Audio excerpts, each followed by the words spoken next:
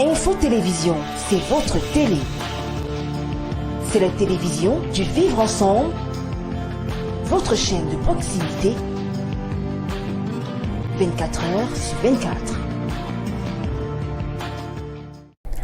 La femme commande au serveur sans éclat de voix. Chers téléspectateurs, bonjour et bienvenue dans le cadre de votre émission Talent de Femmes sur Info TV. Nous avons connu une modification horaire. Désormais, nous serons en votre compagnie les samedis de 13h à 14h30. Rappelons que cette émission vise à valoriser l'entrepreneuriat féminin afin de booster toutes les femmes qui ont peur d'oser, toutes les femmes qui vivent encore repliées sur elles-mêmes. Comme à l'accoutumée, trois belles dames sont installées sur ce plateau pour vous servir. À ma gauche, elle est confortablement installée, confortablement assise pour assurer la co-présentation de ce programme. Elle, c'est Odile Paye. Odile, bonjour et bienvenue. Bonjour Landry, bonjour à tous les téléspectateurs. J'espère qu'on vous a beaucoup manqué. C'est vrai, il y a un timing qui a été un peu changé. J'espère que vous êtes bien assis parce que nous aurons une invitée de taille. Aujourd'hui, on parle de femme. La femme, c'est elle qui dirige tout. La femme, c'est l'entrepreneur. La femme, c'est aussi la mère de famille et surtout justement, celle qui apporte une nouveauté dans votre vie. Aujourd'hui, nous allons recevoir une invitée et pas des moindres. Je vais laisser justement le plaisir à Landry de la présenter. Alors, ce samedi 26 juin 2021, nous recevons sur ce plateau en qualité d'invitée Céline Victoria Focho. Elle est chef d'entreprise de Digital Marketing Guru, Business Coach. Elle est également directrice de formation, femme d'affaires et également beaucoup d'autres casquettes. Fondatrice du magazine Joanda. Nous sommes déjà sur ce plateau avec elle. Grâce à la réalisation, on va demander la transition pour l'accueillir. On se retrouve juste derrière. Bon retour sur ce plateau chez téléspectateurs. Notre invitée, elle est déjà confortablement installée. Bonjour et bienvenue sur le plateau de femmes, Céline Focho.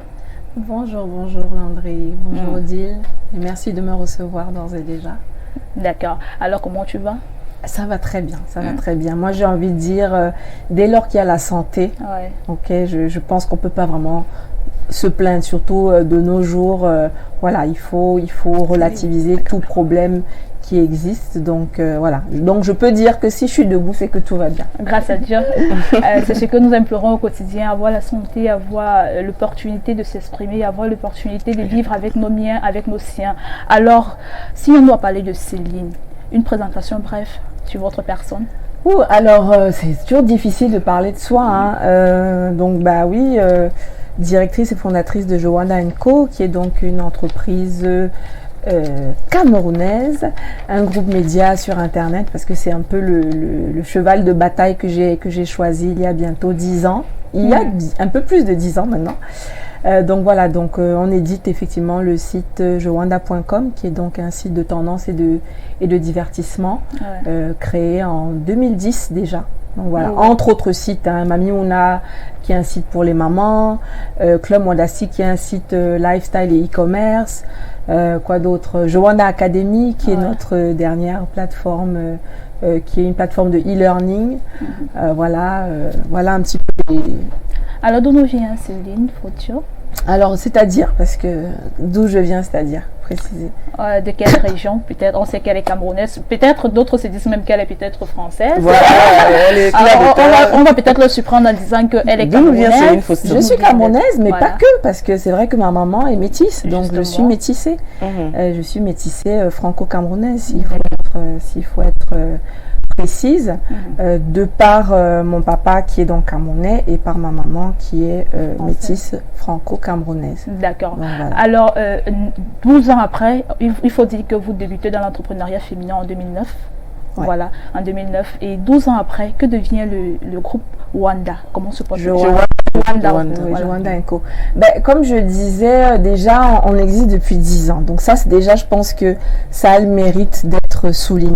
D'accord. On n'a jamais fêté aucun anniversaire et du coup, on a fêté les 10 ans en 2020. Parce que 10 ans, voilà, c'est pas 2 minutes, c'est pas un an, c'est pas rien. Surtout dans un domaine tel que Internet, qui en est quand même, il faut le dire, à ses débuts, ici au Cameroun, par rapport à d'autres pays. On peut dire quand même que nous, on est encore au début. Donc c'est vrai qu'exister malgré tout après, c'est quand même déjà, on le salue nous-mêmes. On n'a pas toujours l'impression qu'on avance comme il faut, mais en fait on avance. Donc c'est vrai que, comme je disais, l'idée a été effectivement de multiplier outre Joanna, alors qui a été créé comme je disais, en 2010 sous Joanna Magazine, mais qui est maintenant plus précisément joanna.com, surtout depuis l'année dernière. Donc voilà, donc j'essaie effectivement de coller et de rester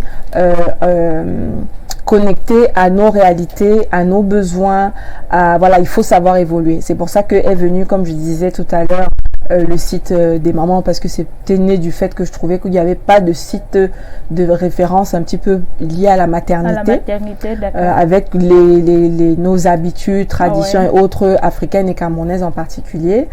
Donc voilà un petit peu la plateforme de e-commerce que j'ai lancée en 2015, parce que à ce moment-là justement il y a le mobile money qui venait d'entrer sur le territoire camerounais à cette époque-là. Donc déjà, si on réglait le problème du paiement, ça ouvrait la porte au e-commerce. Donc c'est vrai que c'est d'évoluer. Joanna Academy qui a été créée en 2019, c'est ok, une fois qu'on a créé une communauté comme ça d'un peu plus d'1 million d'abonnés sur les plateformes, au-delà de ok, on met les talents en avant, c'est vrai, mais comment on peut pousser le bouchon, comment on peut aller plus loin, comment on vit avec son temps et qu'on utilise Internet de façon vraiment utile, et comment on permet aux jeunes de comprendre l'utilité qu'on peut faire d'Internet. C'est comme ça qu'est née Joanna Academy en 2019, donc qui délivre des formations, j'ai envie de dire, avec pour ambition d'être comme un peu le Netflix de la formation. D'accord. Voilà, avec des formations tous azimuts, dans tout genre, à terme du moins, en tout genre, pour permettre aux gens, aux jeunes d'utiliser Internet à bon escient. Internet ne sert pas seulement à aller faire le Congo-ça sur WhatsApp. Facebook, ça doit servir à ça. Demande à tout le monde de ne pas utiliser Internet seulement pour aller faire le Congo-ça et le Japon. Dans le domaine, Céline, on sait que vous êtes l'une des pionnières déjà de femmes entrepreneurs dans le digital au Cameroun notamment, et peut-être même aussi en Afrique. Et on vous voit partout, vous avez des collaborations avec Naja TV, justement Jean Bognotagne. On vous a vu aussi à l'anniversaire de Samuel Eto'o. On vous a vu aussi déjà créer le site quand vous étiez enceinte, parler de votre vie, voilà, créer Mami Mouna, et puis on a vu comment vous avez évolué. Vous êtes même quelqu'un qu'on reconnaît beaucoup plus sur le net, qui dit un peu ce qu'elle pense.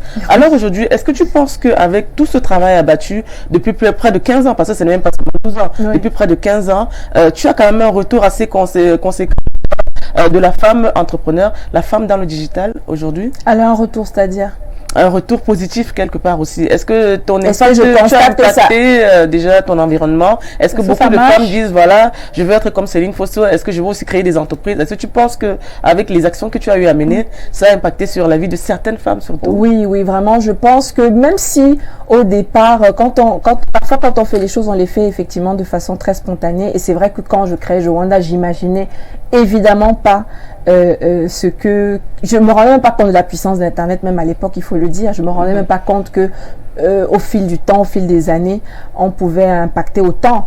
Et oui, j'ai envie de dire sans prétention et au contraire avec fierté qu'on a pu permettre grâce à Joanna et ses activités, que ce soit même de mise en avant des talents ou même de par mon parcours, puisque je suis devenue, malgré moi, entre guillemets, quelque part, un modèle pour certaines. Moi, j'ai dit souvent, ne me prenez pas comme modèle, moi, pas ça. Parce que, après, vous mettez la pression sur les gens, comme non, modèle ne veut pas dire qu'on est parfaite, ceci étant. Mais si on peut effectivement inspirer, je parlerai plus peut-être d'inspiration, parce que loin de moi l'envie d'être un modèle. Je pense que chaque personne est unique, chaque personne a sa voix, mais par contre, on peut s'inspirer des autres pour s'encourager. Donc oui, je peux dire vraiment avec humilité qu'on a pu impacter, que ce soit le fait de mettre en avant des parcours féminins. Il y a des jeunes femmes qui ont pu avoir des contrats parce qu'elles ont eu des articles chez nous. Il y a eu des femmes qui ont eu qui ont augmenté en crédibilité parce qu'elles ont été publiées chez nous. Donc si ça leur a servi déjà dans leur carrière, quelle que soit leur carrière, ça déjà c'est une fierté. Maintenant, au-delà de ça, de fait aussi de voir d'autres femmes, parce qu'il suffit pas même d'être mise en avant, le fait que les femmes vois d'autres femmes, Faire. même hormis moi. Ouais. Voilà, ça aussi inspiré Bien sûr. d'autres Aujourd'hui, on femmes. parle par exemple de fact-checking, de fake news sur Internet. Quelle est la méthode que vous avez choisie peut-être pour lutter contre... Alors, c'est très complexe, mais vraiment, moi, la première chose que je demande à mon équipe, c'est la rigueur. Ouais. La rigueur, vraiment, dans notre métier, est, j'ai envie de dire, c'est vital. C'est la base. Hein, c'est la base parce qu'il y a des gens qui viennent nous lire, il y a des gens qui font confiance. Alors, évidemment, on peut toujours se tromper. Bien sûr. D'accord. L'erreur est humaine, j'ai envie de dire. Et on sait que dans la profession, si ça peut se tromper, on peut se tromper, mais ça demande beaucoup, beaucoup de rigueur. On n'est pas là pour colporter. Vous trouvez, je dis bien, il faut différencier le racontard de WhatsApp, de Facebook et autres. Oui, c'est pas, mais c'est vrai, c'est important. C'est important parce que on est dans des métiers qui restent quand même encore jeunes. S'il faut comparer à l'étranger. Donc, ce qui fait qu'Internet est venu un peu biaiser la chose, là où on n'est pas encore quand même en apprentissage de ce qui est, tout ce qui est la presse, le journalisme et autres. Je veux dire, si je compare à des pays plus mûrs sur le domaine, on est encore jeune. Donc, ce qui fait qu'Internet, quand même, a de ça que ça a pu donner une immense liberté, qui est très bien, une liberté d'expression. Mais nous, dans nos métiers, on doit faire très attention. On doit faire très très attention. Liberté d'expression ne veut pas dire qu'on dit tout et n'importe quoi. Donc c'est vraiment beaucoup de rigueur, et c'est beaucoup de concentration. Ouais. Donc vous avez beaucoup de rigueur avec justement vos employés et vos collaborateurs? Ah ouais, je suis...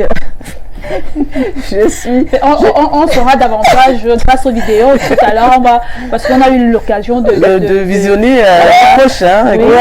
Non, c'est vrai, je suis très... Justement parce que j'estime qu'on est dans un métier très risqué, je veux pas dire risqué, sensible.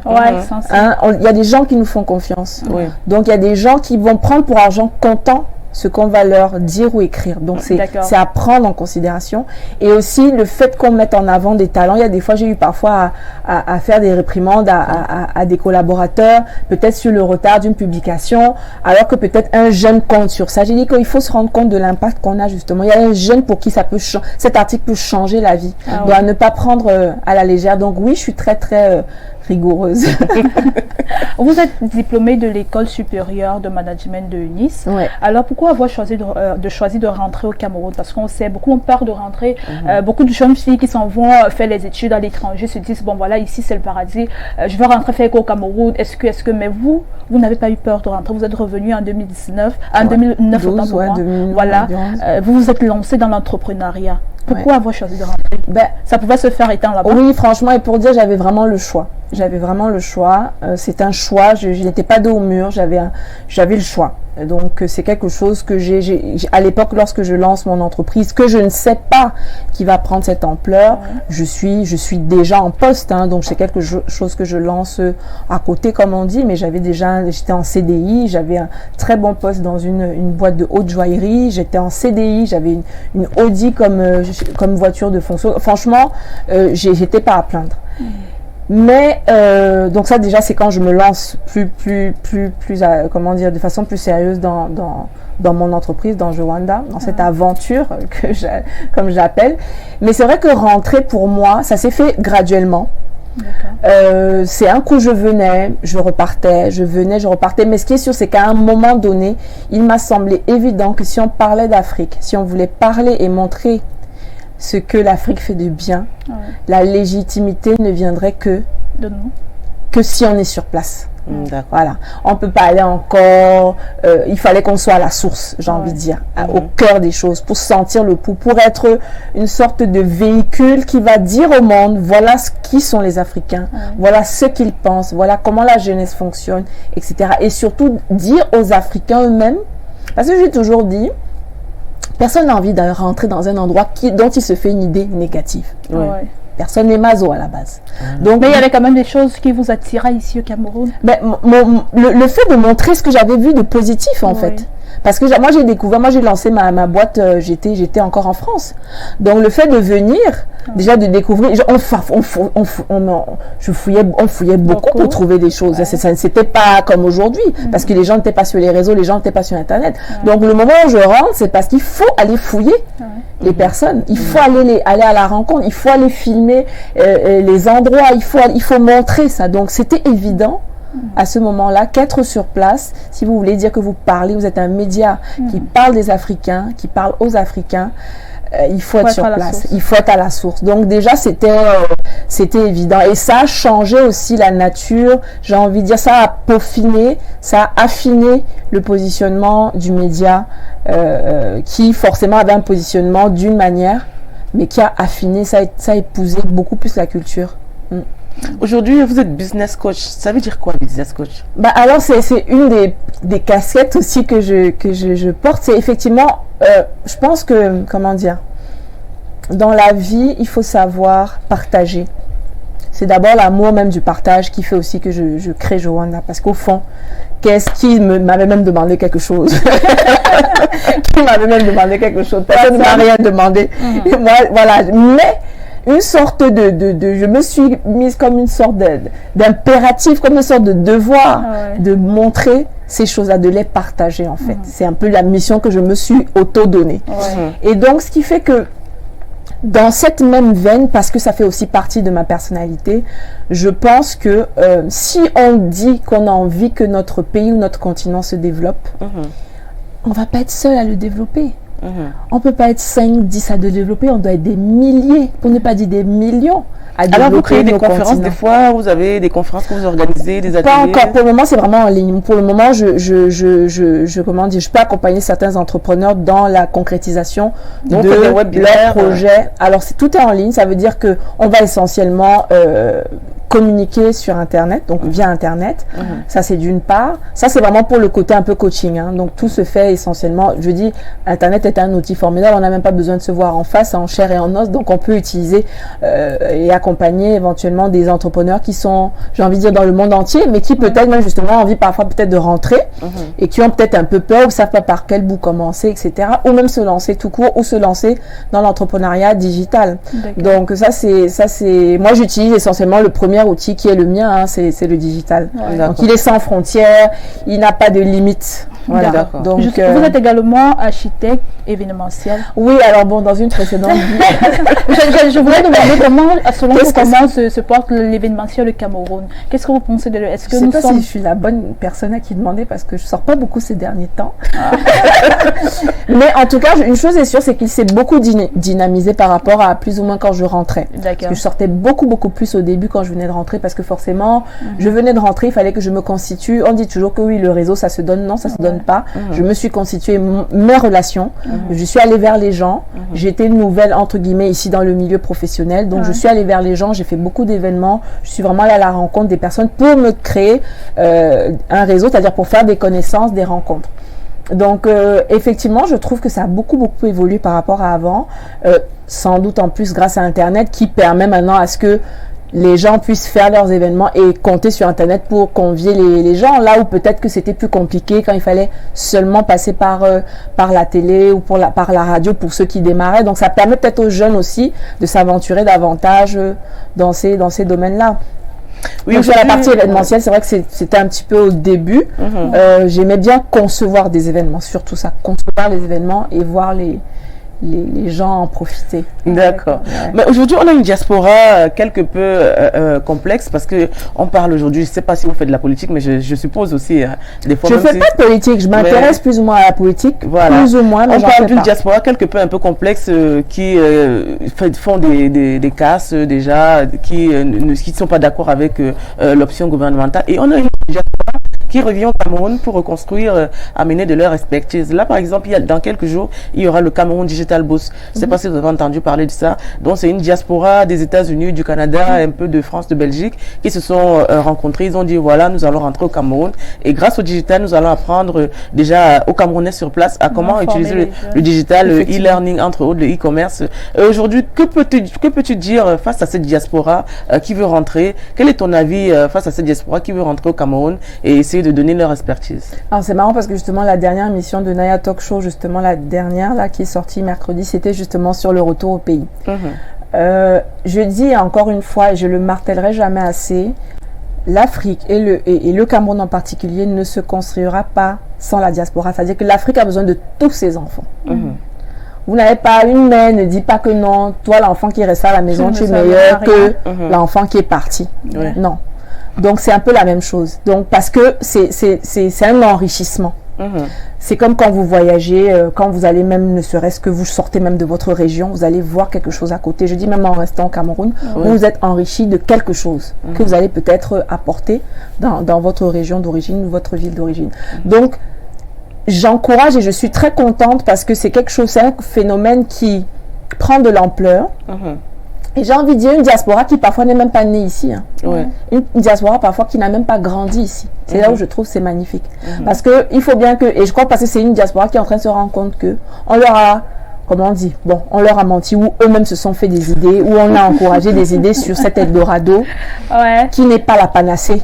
Et à la fin de la journée, on est très bien chez nous. Ce n'est pas facile. Bien sûr, mais est-ce qu'on n'est pas mieux même en gérant les problèmes de chez nous que de gérer les problèmes d'ailleurs qui sont parfois d'un autre niveau encore parce que le racisme et tout ça. Donc je pense que, et j'encourage toute cette diaspora effectivement à rentrer tout bêtement, que ce soit graduellement, que ce soit partiellement, que ce soit à 50%, à 15%, 20%. Mais on ne peut pas, surtout cette diaspora qui se sent concernée par ce qui se passe sur le continent, on ne peut pas vouloir le développement de notre pays, de notre continent, sans y mettre un grain de sel, quel qu'il soit, même un petit grain, de venir mettre. Même un petit grain, parce qu'on a besoin de ça. Donc, il faut que les Camerounais comprennent que on développera notre pays aussi avec les Camerounais qui ne sont pas au Cameroun. Parce que, encore une fois, et c'est en ça que je dis que c'est... il faut arrêter les histoires du passeport. C'est pas le passeport qui dit ce que vous avez dans votre cœur. Vous n'enlèverez un Camerounais qui a même un passeport Bordeaux, vous ne lui direz jamais qu'il n'est pas Camerounais. Même s'il a le Bordeaux dans la poche. Parce qu'au fond, c'est son cœur qui parle. Et parfois, même il peut prendre peut-être un passeport par pragmatisme. Donc, c'est en ça même que je dis, on devrait justement permettre cette double nationalité parce que le Cameroun en pâtit. Au contraire. Je crois que on ne doit pas demander à un Camerounais de choisir. C'est comme choisir entre son père et sa mère. C'est pas possible.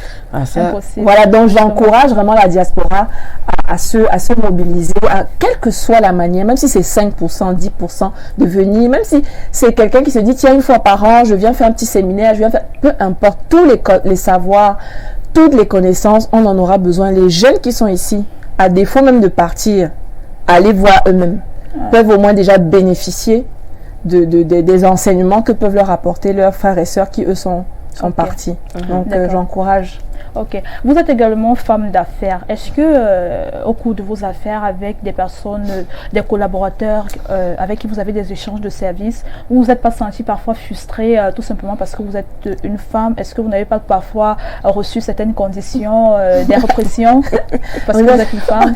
Je sais que je suis une femme, mais quand je suis dans les affaires, je me vois pas comme une femme. D'accord. Je suis une femme de fait, mais je me dis pas, ah là, je suis une femme, donc oui, je peux me le dire pour avoir une pleine conscience, parce qu'évidemment, je suis pas une enfant, donc j'ai conscience, c'est plus par rapport à la perception des autres que je vais intégrer le fait que je suis une femme pour ça, parce que je tiens compte de comment la femme peut être prise. Mais moi, si ce n'est que moi personnellement, recevoir des choses, par exemple, venant d'un collaborateur homme, disant peut-être, bon voilà, une femme ne peut pas me commander, ou alors une femme, tu es une femme, et puis voilà, les femmes font pas ci, ne font pas ça. Est-ce que vous n'avez pas reçu parfois ce genre de frustration? Non, franchement, non. Après, comme je dis, c'est aussi comment une femme se présente dans la société. Moi, je me présente pas de façon à ce que tu penses que tu vas venir me monter sur la tête d'abord. D'abord, non, c'est vrai. Quand tu viens un peu un genre, on se dit que non, ça ne veut pas dire qu'il n'y a pas les gens qui c'est une photo, c'est pas facile de gérer chez une photo aujourd'hui. Donc déjà, et honnêtement, moi j'aime envoyer les signaux, même où tu te dis que la fille si elle est sauvage, mieux. Parce que au moins comme ça tu te tiens un peu tranquille. Parce que alors aujourd'hui, est-ce qu'on peut dire que Céline Footso est féministe? Oui, je suis féministe totalement.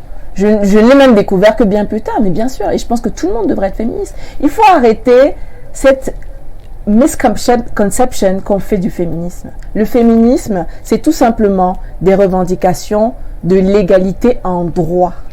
C'est aussi simple que ça. Et je disais à un homme qui me disait derrière moi à une table, j'espère qu'il n'y a pas de féministe à cette table. Je dis, mais je le suis. Où est le problème? Je dis, est-ce que tu es supérieur à moi? Non. Donc, si tu n'es pas supérieur à moi, ça veut dire qu'on suppose qu'on est des êtres humains égaux, non? Tu n'es pas supérieur à moi parce que tu es un homme et que je suis une femme. Donc, si tu penses que nous sommes égaux en tant qu'êtres humains, ça veut dire que tu peux me donner le crédit de de pouvoir revendiquer les mêmes droits que toi en tant que citoyen dans une société. C'est ça le féminisme, c'est juste vouloir avoir les mêmes chances, les mêmes droits dans une société. Aussi simple, droit à l'école, droit à la santé, droit au travail, et ainsi de suite. Quel être humain ne voudrait pas le meilleur pour lui? Alors vraiment, souffrez que les femmes veuillent le meilleur pour elles-mêmes. Mais j'ai envie de dire, les hommes devraient être également féministes. Ok. Vous, sûrement les femmes qui nous regardent ce matin veulent être comme Céline Faucheux ou alors veulent réussir, parce que toutes les femmes bien sûr veulent réussir. Alors de quoi doit s'armer une femme qui veut entreprendre de nos jours?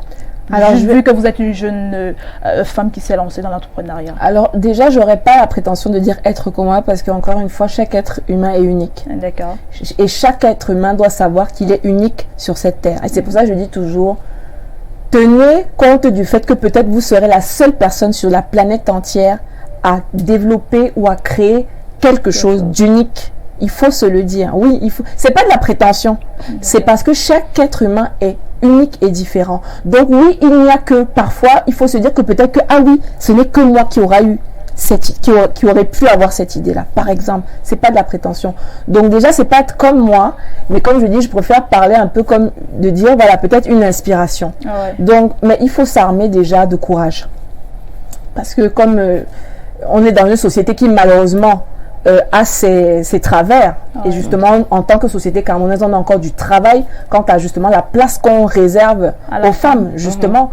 Donc, on va pas aller plus vite que la musique, c'est un fait. Il y a des choses qui mettent du temps à changer. Ça ne veut pas dire qu'elles vont pas changer. Je veux dire, même la place a évolué. Je veux dire, en 10 ans, 15 ans, 20 ans, 30 ans. Il fut un temps, encore une femme ne pouvait pas voyager sans l'autorisation de son mari. Donc, on a quand même évolué. Maintenant, je dirais, s'armer de courage, parce que vous aurez en face des gens qui, effectivement, même si vous avez vos ambitions, même si vous avez même vos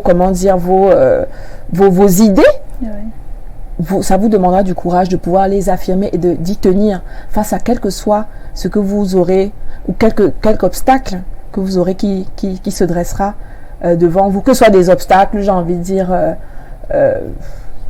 voilà, normaux, comme toute personne rencontre dans sa vie, ou que ce soit des obstacles volontaires de genre, parce que vous êtes une femme. Voilà. Donc beaucoup de courage et beaucoup d'ambition, parce qu'il faut pas se limiter à ce qu'on vous dit que vous êtes capable de faire. Vous savez une chose, je me suis rendu compte avec les années justement que je suis aussi celle que je suis, ou je suis aussi devenue celle que je suis devenue, parce que paradoxalement, tout bêtement, alors moi j'étais la première fille de mes parents, donc premier enfant. Et mon père notamment m'offrait aussi des cadeaux de garçons. Donc il faisait pas de distinction. Donc c'est très important la construction d'une jeune fille. Donc en fait je jouais aussi bien au mécano qu'à la dinette. Et parce qu'en fait dans la construction d'une jeune fille, d'une future femme, c'est déjà ne pas lui donner des limites, c'est déjà ne pas lui donner un cadre. Donc ne vous mettez pas, ayez des ambitions et de ne pas se donner de limites. D'accord. On va revenir sur le féminisme, peut-être sur la place de la femme dans la société. Aujourd'hui, on impose 30% de femmes, par exemple, à l'Assemblée nationale.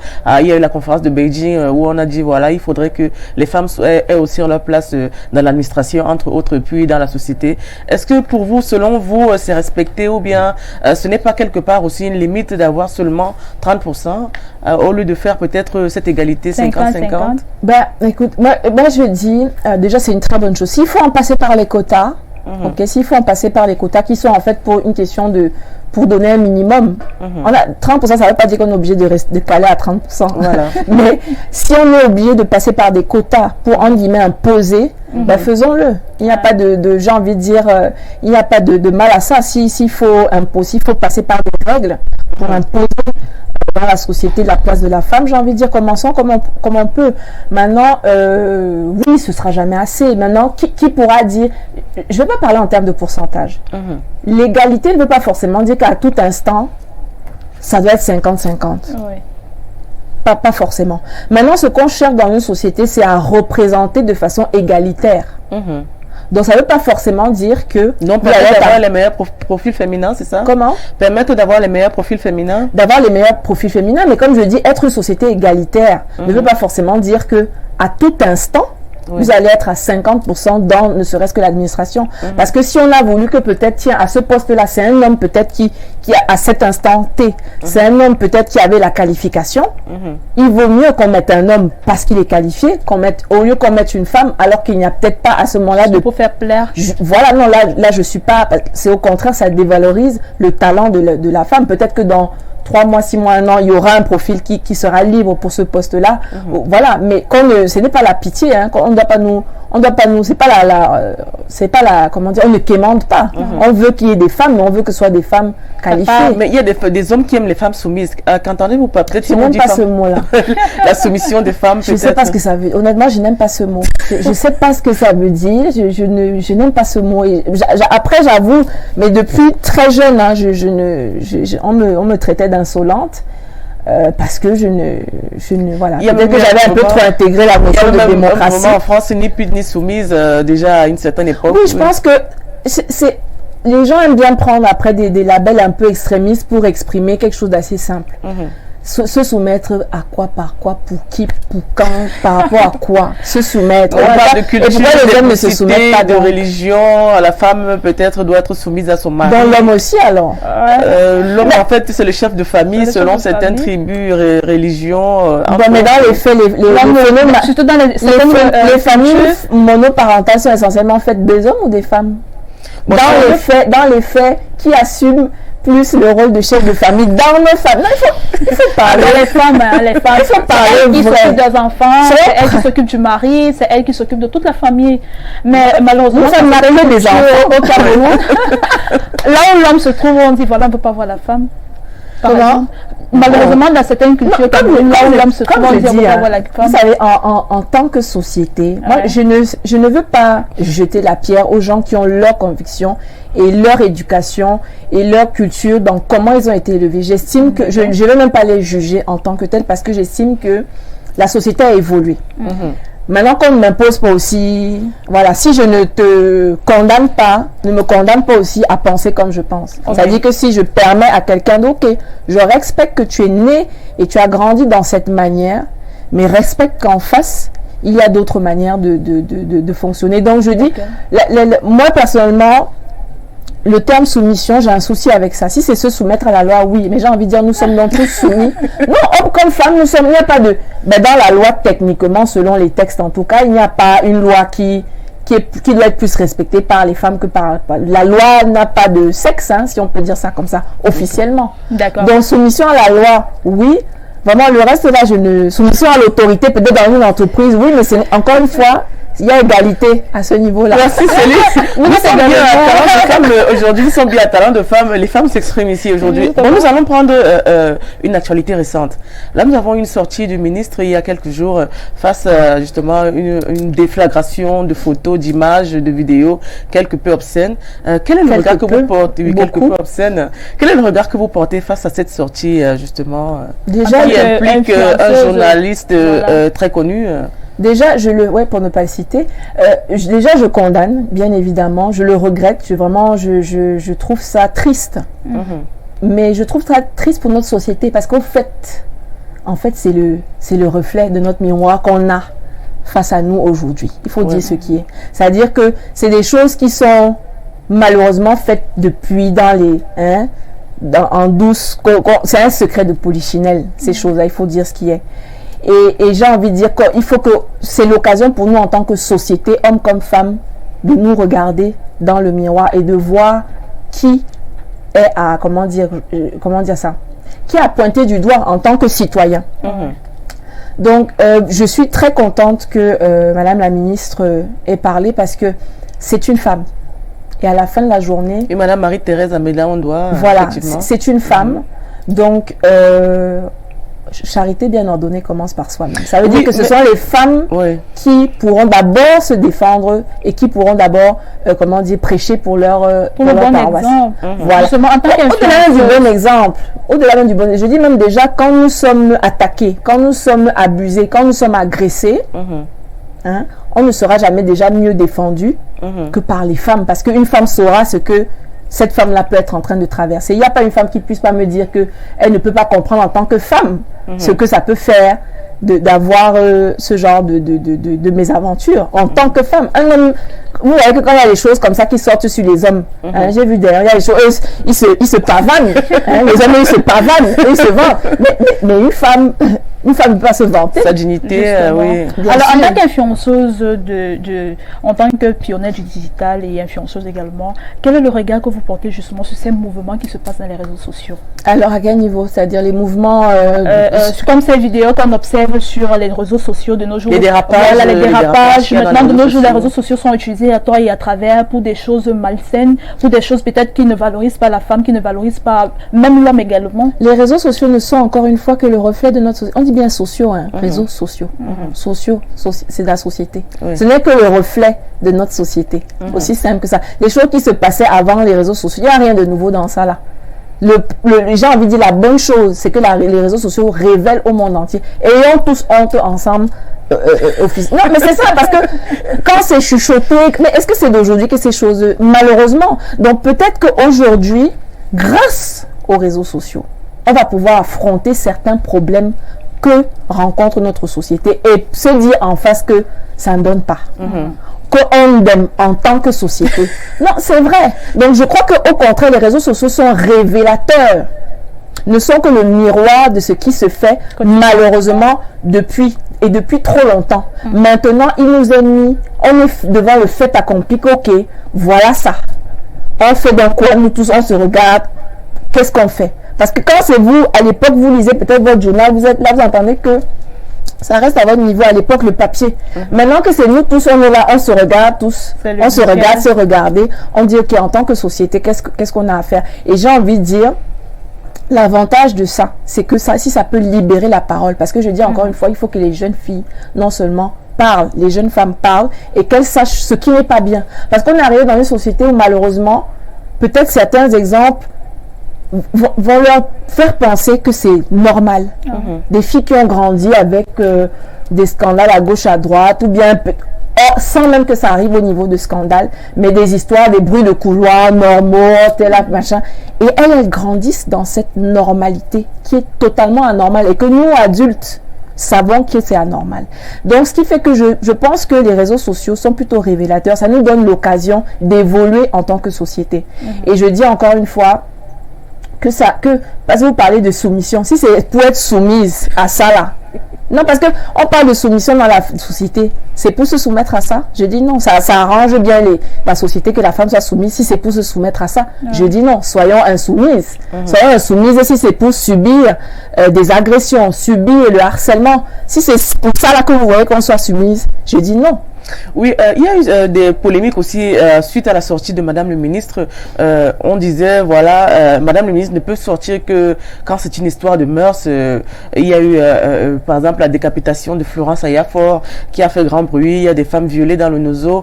Pourquoi, on se pose la question, pourquoi elle n'est pas sortie face à justement cette dépravation des mœurs, aussi quelque part aussi avec la guerre au nord et au sud-ouest. Pourquoi c'est seulement quand c'est l'affaire du journaliste, excusez-moi, j'ai failli citer le nom ici, l'affaire de journaliste, où il y a une jeune fille qui est mise à contribution et qui a été réellement partagée. Pourtant, les autres vidéos aussi sont partagées, où il y a des femmes décapitées, violées et tout ça, tout ce que ça conçoit.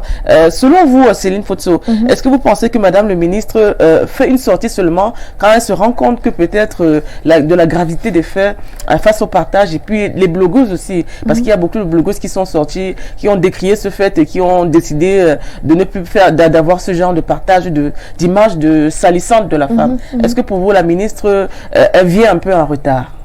Ben, moi, déjà, je pense que c'est à elle qu'il faut poser la question. Moi, je ne peux pas prétendre de répondre à sa place de pourquoi elle parle ici, pourquoi elle ne parle pas là-bas. Il y a quelqu'un qui puisse répondre à ça. Ça crée un tollé justement dans les réseaux sociaux, les médias aussi, même les hommes de médias en ont parlé dans les débats. Pourquoi seulement quand c'est une histoire de mœurs alors qu'il y a des cas plus graves que ça? Moi, je ne peux pas répondre à sa place. Donc ça, déjà, la question ne peut pas m'être posée de pourquoi. Ça, il y a quelqu'un qui peut répondre.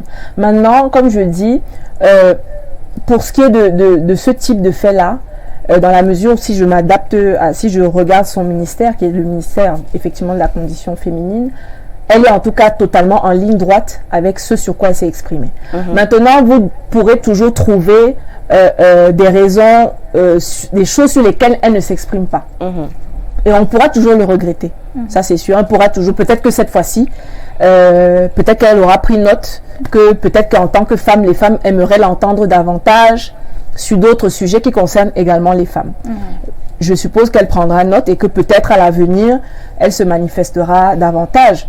On ne peut que le souhaiter. Maintenant, par contre, je dis bien, je suis bien contente qu'elle l'ait fait parce que c'est au minimum ce qu'il fallait. Donc, quand il y a quelque chose de bien, n'allons pas, comment on dit, diminuer ce bien-là parce qu'il y a un manque ailleurs. Concentrons-nous au moins et saluons déjà qu'au moins sur ce dossier-là, elle s'est exprimée. Donc, maintenant, est-ce qu'il y a d'autres dossiers? Je pense qu'il doit bien y en avoir. Il y a beaucoup de dossiers. Évidemment, et ça, je pense que ça a été noté. Mais maintenant, ne nous distrayons pas. On est sur un dossier bien particulier. On ne peut pas tout traiter le même jour. Donc, quand ça va finir, peut-être là, on pourra encore retourner sur tels autres dossiers. Mais sur ce dossier-là, pour moi, c'était vraiment, j'ai envie de dire, vital qu'elle puisse s'exprimer et qu'elle puisse envoyer. Ça envoie un message très fort. Il ne faut pas le négliger. Ça envoie, quand un membre du gouvernement s'exprime sur une affaire, ça envoie un signal très fort, surtout à notre jeunesse. Peut-être cette jeune fille qui se morfond dans son coin, qui a subi les mêmes choses, n'est pas sûre, ou elle ne sait pas, peut-être que ça peut lui donner une force. Peut-être même de dire au moins ne serait-ce qu'à sa famille. Peut-être même de dire ne serait-ce qu'à ses responsables, c'est-à-dire comment dire, à ses responsables légaux, qui que ce soit. Donc, il ne faut pas négliger ce genre de sortie-là, qui est au contraire une manière vraiment, j'ai envie de dire, très, très retentissante de condamner et surtout d'apporter une forme de soutien. Rien que ça déjà, je ne serais pas surprise que ça permette à des jeunes femmes, des jeunes filles de se sentir un peu moins seules. Et de leur dire que peut-être elles ne sont pas si folles. Que peut-être ce qu'elles ont subi est vraiment mal. Et que certaines personnes dans la société le condamnent officiellement. Donc, après, on pourra toujours faire mieux. Tout est perfectible. Je pense qu'elle aura pris note de ce qui est peut-être attendu d'elle par les femmes et la société. Voilà. Alors, selon vous, qu'est-ce qu'il faut faire? Parce que ce sont des choses qu'on observe de plus en plus dans la société où la jeune femme se perd véritablement de l'essentiel. La jeune fille aujourd'hui se fie beaucoup aux réseaux sociaux. On peut dire c'est qui est un peu diminuant. Bon, en fait, elles sont victimes un peu de... Qui est un peu diminuant, que la jeune fille capte beaucoup plus, met beaucoup plus en reflet. Qu'est-ce qu'il faut vraiment faire pour que la jeune fille camerounaise, surtout et africaine, soit plus entreprenante de nos jours, soit mieux éduquée, soit plus ambitieuse de manière positive, soit plutôt le reflet positif de la société. Ressembler à une femme comme Céline Foutso, par exemple, chef de s'inspirer, elle n'a pas envie d'être un modèle. Et puis, mais Céline Foutso, tu es quand même un modèle, hein?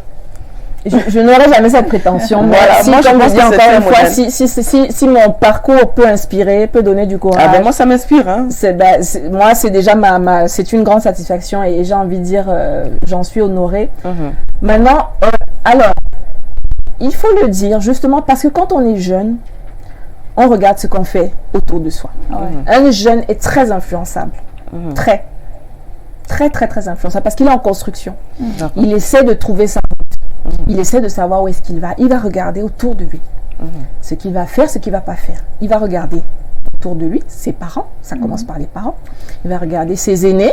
Vous savez très bien qu'un petit frère regarde son grand frère ou sa grande soeur.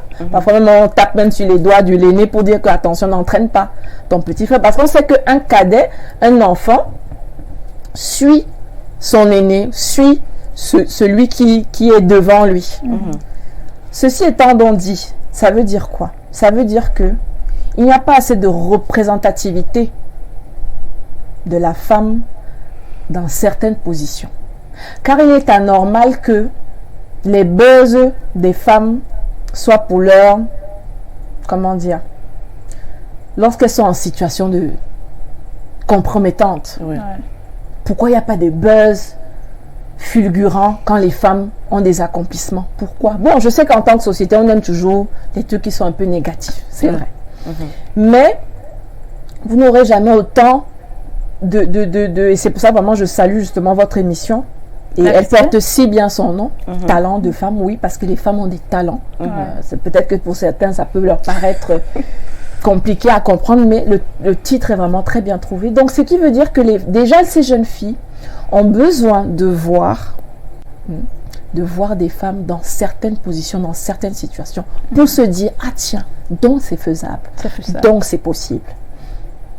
Mais lorsque vous avez davantage de lumière mise sur, effectivement, les scandales, la femme, on va seulement parler, je force le trait pour qu'on se comprenne, on va seulement parler de la femme, vraiment quand il y a des problèmes, elle a fait ceci, ou elle a volé le mari de tel, ou elle a fait ceci, des choses qui ne valorisent pas la femme, qui la mettent toujours dans une position de faiblesse, comment dire, de malhonnêteté, autant de choses. Parfois par les femmes elles-mêmes. Ouais. Parce qu'il faut le dire, parfois nous sommes même durs. La femme, c'est la femme. Voilà. Parfois, alors c'est pas une expression que j'aime dire, mais c'est parfois une triste réalité que on ne fait pas assez, comment dire, on n'a pas une sororité assez forte. Elle existe, mais il faut qu'elle soit encore plus forte. Parce que nous avons les mêmes combats au fond, nous avons les mêmes problèmes. Donc on devrait pouvoir s'entraider davantage. Donc moi je pense que déjà l'une des solutions, parce que je ne vais pas dire que ce n'est que celle-là, il y a effectivement la représentativité de la femme, comment on la montre. Et ce n'est pas pour autant, c'est pas pour une affaire de parler de femmes vertueuses. Ouais. Nous sommes tous des êtres humains, nous avons tous nos défauts. S'il faut en référer à nous sommes tous pécheurs. Okay? Donc c'est pas l'idée de chercher les femmes vertueuses. Parfaites. Non, ça n'existe pas. Et je vois pas pourquoi c'est toujours de la femme qu'on exige la perfection et pas des hommes. Ça c'est encore autre chose. Mais non, c'est pas une question de montrer des femmes vertueuses parfaites, non. C'est montrer des femmes capables, montrer des femmes qui accomplissent. Et montrer des femmes éduquées. Parce qu'aujourd'hui, l'éducation, c'est pour ça qu'on arrive sur les affaires ça rend les femmes insoumises, ça fait que les femmes veulent monter sur la tête des... Mais non, encore une fois, il faut qu'on arrête ces messages-là parce que vous êtes en train de donner une image à la femme de que, ok, quand elle a fait l'école, c'est ceci, voilà, non. Tout le monde se cherche ici-bas. Si l'école peut t'amener quelque part, va à l'école. Homme comme femme, tout le monde se cherche. Donc pourquoi vous voulez que la femme aille diminuer, déjà qu'elle a même ses combats, vous voulez qu'elle aille encore diminuer ses opportunités, alors que l'école, même si je ne pense pas que ce ne soit que la seule voie, l'école fait partie quand même des axes qui peuvent donner des opportunités. Donc l'école, l'entrepreneuriat, voilà une des choses qui peut déjà permettre à la femme, à la jeune fille, à la jeune femme de s'émanciper. Parce qu'il s'agit de ça. Moi, j'avais 16 ans quand ma mère m'a dit, ma fille, il ne faut pas dépendre d'un homme. Ah bah ça, oui. Quand vous avez un message comme ça venant de votre maman, ça vous donne déjà votre ligne directrice. Et ça, c'est quelque chose elle me l'a dit à plus d'une reprise et j'avais 16 ans et ça ne m'a jamais quitté. Donc, c'est autant de choses qui ont forgé qui je suis aujourd'hui. Mais voilà, l'éducation, l'entrepreneuriat, la représentativité, c'est pour ça que moi je mets toujours un point d'honneur effectivement à représenter, à parler des accomplissements, des exploits féminins. Parce que je sais que ma jeune fille a besoin de voir ça. Elle a besoin de s'inspirer. Et n'attendons pas qu'il y ait des choses négatives pour parler de la femme, quoi. Oui, alors là aujourd'hui on parle d'entrepreneuriat. Est-ce que vous pensez qu'aujourd'hui les femmes se sentent quand même elles sont assez entreprenantes au Cameroun? Parce que là on a des femmes par exemple à l'extrême nord, bon vous ne voulez pas qu'on parle de femmes soumises, peut-être dans les petites régions, qui sont beaucoup plus soumises et se limitent à des petits commerces. Est-ce que les femmes aujourd'hui peuvent rêver grand? Il n'y a pas de petit commerce, gérer une entreprise, même en guillemets petite, là, c'est pas petit. Il n'y a pas de petit commerce, ça c'est ce qu'on dit, mais il n'y a pas de petit commerce. Petit, certes, comment dire, s'il faut dire au niveau de la taille, mais il n'y a pas de petite entreprise parce que c'est gérer de l'argent, c'est gérer, dès lors que ça nourrit votre famille, c'est pas petit. Vous voyez ce que je veux dire? Donc déjà, non, mais je comprends ce que vous dites, mais ce que je veux dire, c'est que déjà, pour dire que être commerçante, être entrepreneur, c'est déjà avoir ce, en guillemets, petit commerce-là. Parce que ce n'est pas petit. Petit par sa taille, certes, mais ce n'est pas une petite chose. Parce qu'il faut pas que l'amalgame soit fait sur petit commerce, ça veut dire que c'est petit, au sens que c'est pas grand-chose, non. Donc, il faut bien qu'on fasse le distinguo sur le petit commerce. C'est petit par la taille, mais pas par l'accomplissement. Parce qu'avoir un business, ce n'est pas une petite chose. Donc, moi, je dis, chacun fait comme par rapport à ses ambitions. Mais il faut rêver grand. Et parfois même, on pense qu'on a rêvé grand, on a même parfois rêvé assez grand. Donc, Parfois, on ne va pas atteindre ça. Parfois, on va même atteindre plus. Oui, parce que là, aujourd'hui, par exemple, on voit la députée Noran Fotsing, qui se démarque déjà avec l'entrepreneuriat, qui organise des formations, qui remet même des fois des chèques pour aider les jeunes entrepreneurs, qui fait dans l'agriculture, qui fait dans la pisciculture, entre autres. Aujourd'hui, mais je crois qu'actuellement, elle est en Turquie pour essayer de ramener justement d'autres pays à vouloir venir réinvestir au Cameroun. Je crois que des femmes comme ça, et on en voudrait. Mais le fait est que certaines femmes sont beaucoup plus assimilées à leur culture, ethnicité et notamment aussi le fait qu'elle soit mariée. Est-ce qu'aujourd'hui la femme camerounaise peut être épanouie même étant mariée en faisant peut-être un commerce, peut-être comme vous parlez de commerce, et l'entrepreneuriat féminin peut se développer d'une autre manière Déjà, j'ai envie de préciser qu'une vendeuse de beignets est une entrepreneur, c'est une chef d'entreprise. Justement.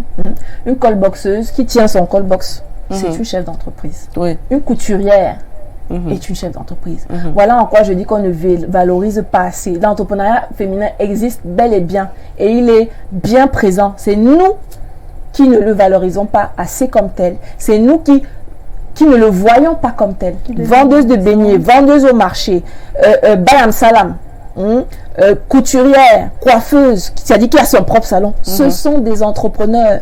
Mesdames, si vous me regardez, vous êtes des chefs d'entreprise, vous êtes des CEO. On ne vous mente pas.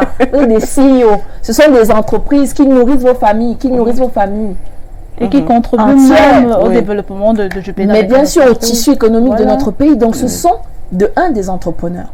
Et c'est pour ça que je dis, il n'y a pas de taille. Et quand comment, il faut bien commencer quelque part. Quand vous voyez quelqu'un peut-être sa petite boutique, c'est vous qui aujourd'hui vous voyez que c'est petit. Mais qui vous dit ce que ce sera dans 15, 20 ans, 30 ans? Tous les milliardaires qui ont commencé là n'ont-ils pas commencé dans sur une petite table de beignets aujourd'hui qui est devenu milliardaire, nous l'avons reçu sur ce plateau. N'ont-ils pas tous commencé sur une petite table ou sur un petit vendeur de beignets à milliardaire aujourd'hui? Oui. Donc voilà, ce qu'on doit retenir, c'est que l'entrepreneuriat n'a pas de taille en fait. N'a pas de taille et les femmes sont plus entrepreneurs qu'on le dit. Donc c'est pour ça que je dis qu'en fait, il n'y a même pas de limite à se donner. Parce que vendre les beignets, c'est déjà l'entrepreneuriat. Donc la femme qui vend déjà les beignets, qu'elle sache qu'elle-même, elle est déjà entrepreneur. Et ça ne la dépasse pas de vendre les beignets. Donc je ne vois pas pourquoi, si elle commence par vendre les beignets en route, si maintenant après elle a une petite boutique et après elle a une boulangerie de beignets, c'est l'entrepreneuriat qui a évolué. Et après peut-être qu'elle aura elle va maintenant vendre les beignets qu'on va mettre dans on va maintenant plutôt mettre, elle va vendre des beignets en produits. Variété de beignets. Des beignets qui vont maintenant. Mais l'entrepreneuriat, mesdames, quand vous avez commencé petit, si vous êtes dans des petits commerces, ça ne veut pas dire que ça ne va pas grandir. Ça ne veut pas dire que ce que vous faites est petit. Au contraire, tenir une entreprise qui nourrit votre famille, j'ai envie de dire c'est grand. Il n'y a même pas plus grand que ça. Dès lors que vos enfants vont à l'école, mangent ou sont soignés grâce à ça, il n'y a pas plus grand que ça. Donc vraiment, je dis, il faut qu'on change la perception de ces petits métiers, de ces petites activités. Petit par la taille, mais pas ni par les ambitions, ni ce que ça va devenir plus tard, ni même par vos capacités. Parce qu'il faut bien commencer quelque part. Il faut bien et au contraire, j'ai envie de dire commencer petit, c'est très instructueux, c'est très instructif. Très nécessaire. C'est même nécessaire parce que c'est ça qui vous permet de connaître votre business. Oui. Et tous ceux qui ont commencé petit, souvent c'est ceux qui vont très loin et très grand. Voilà, avoir l'expérience, c'est très important dans ce que vous faites. Il ne suffit pas de se lever un matin et dire, bon voilà, j'ai besoin d'un capital de 10 millions pour me lancer dans une affaire. Au contraire. Si vous avez 100 000, commencez avec 100 000. Si vous avez 50 000, 10 000, 5 000 francs. Mais moi, j'ai vu des gens demander, j'ai vu des jeunes filles demander un prêt de 2 000 pour commencer à vendre des arrachis pendant les vacances, tout ça porter. Les chips, voilà. Elle va prendre ses bénéfices et acheter un peu plus de marchandises, acheter plus de choses. Donc, peu importe le capital qu'on possède, la femme, vraiment, que nous, les femmes, on n'est pas honte, surtout nous, les jeunes, la nouvelle génération, qu'on n'est pas honte, qu'on se lance dans l'entrepreneuriat. Et ce qui est sûr, c'est que ça va marcher. Alors, chers téléspectateurs, ne partez pas. Notre invitée, Céline Fossure, elle reste avec nous. On va passer à la deuxième rubrique de l'émission qui est découverte. Nous nous sommes rapprochés des personnes qui la côtoient au quotidien. Et pour avoir plus d'informations sur sa personne, pour connaître Céline Fossure au niveau de la famille, des amis, des collaborateurs de travail, comment est-ce qu'elle vit avec cela? Alors, on prend la première vidéo, on se retrouve juste derrière. J'arrive en décembre 2018 à Joanda, le média de Céline Fossure, que je voyais de loin, je veux dire, sur d'autres programmes, sur sa plateforme, et que j'avais le plaisir déjà d'apprécier de loin, mais que là, en découvrant en chair et en os, eh bien, le plaisir était incroyable. Et j'ajouterais même que j'ai été impressionné parce que on a beau dire, mais quand on voit une femme mener son entreprise avec autant de panache, avec autant de vie, avec autant de vigueur, on est impressionné. Et franchement, ça m'a laissé une belle impression. Donc, s'il y a un mot que je peux mettre en avant, c'est dans sa manière de gérer l'entreprise, c'est planification. Je suis certain qu'elle va avoir un petit sourire en coin quand elle verra cela, parce que j'ai été le témoin, je suis le témoin de sa manière de gérer au quotidien, et je sais que tout doit être réglé comme une montre. Tout se fait avec minutie, tout se fait telle une chef d'orchestre. Elle organise le travail et c'est de l'art. Je suis à chaque fois fasciné parce que j'apprends au quotidien à ses côtés, et honnêtement c'est un plaisir quotidien de la côtoyer et d'apprendre à ses côtés. Donc, à côté de ça, il faudrait souligner aussi que c'est une personne qui a le cœur sur la main, car son management est vraiment... je suis impressionné en disant que quand vous avez un souci, elle est là pour vous. Tout ne se limite pas au travail, et elle sait vous encadrer quand vous allez mal, quand il faut remettre les gens aussi dans le droit chemin. C'est une personne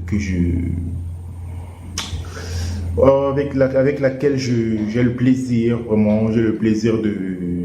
d'apprendre, et je sais que demain, quand je serai à mon compte, eh bien, j'aurai acquis toute l'expérience, la meilleure expérience, je vais dire, que j'aurais pu avoir à ses côtés. Et honnêtement, je n'en suis que fier. Bon retour sur le plateau, chers téléspectateurs. On avait là son collaborateur de travail. Alors, tes impressions, comment est-ce que tu te sens? On a souvent tendance à écouter ce genre de choses quand quelqu'un est déjà parti. Mais de ton vivant, tu écoutes ce genre de témoignages venant de la personne avec qui tu travailles au quotidien. Ben, c'est assez émouvant parce que il sait que je suis pas toujours facile, et c'est vrai que du coup il sait que voilà, c'est pas toujours peut-être il a même été gentil, peut-être qu'il sait que voilà, je suis tellement quand on dit planification, c'est vrai, ça veut dire qu'il faut de la rigueur, ça veut dire que donc de l'exigence. Donc ouais, non, il est assez correct sur ces mots-là, et c'est vrai que parallèlement à ça, au-delà du travail, c'est vrai il faut jamais oublier le côté humain. Ça, je peux être certes très stricte, très même dure, parce qu'on a un objectif, et j'ai souvent dit à mes équipes, je suis le capitaine du bateau, moi je vois ce qui est devant. Je vois ce qui est devant. Donc pour que je sois sûre que nous tous nous arrivions à bon port, parfois il va falloir que je parle un peu comme ci, parfois il va falloir que je fasse un peu comme ça.